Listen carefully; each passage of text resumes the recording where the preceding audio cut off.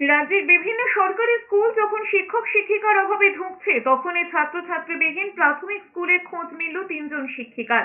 এমনই দৃশ্য ধরা পড়েছে দক্ষিণ চব্বিশ পরগনার শ্রীপুর অবৈতনিক প্রাথমিক বিদ্যালয়ে।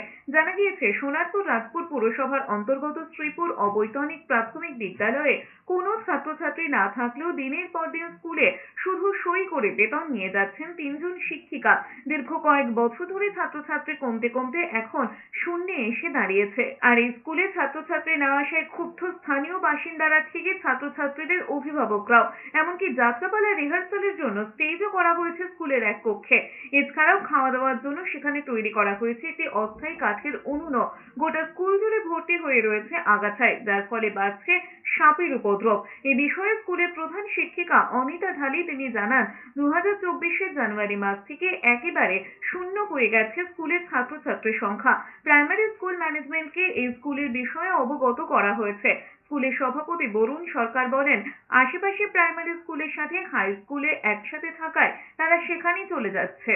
অ্যাকচুয়ালি এই স্কুলটা আছে, বর্তমান ইনফ্রাস্ট্রাকচারে একটা স্টুডেন্টও নেই। টিচাররা আছেন 3জন, মিড ডে মিলের ব্যবস্থাও আছেন, সরকারিভাবে যা যা সাহায্য পাওয়ার সব কিছু পায়, কিন্তু স্টুডেন্ট নেই। মূলত একদম পাশাপাশি আরও 2-3টে স্কুল আছে, যে স্কুলগুলোকে মানুষ বেশি প্রেফার করছে।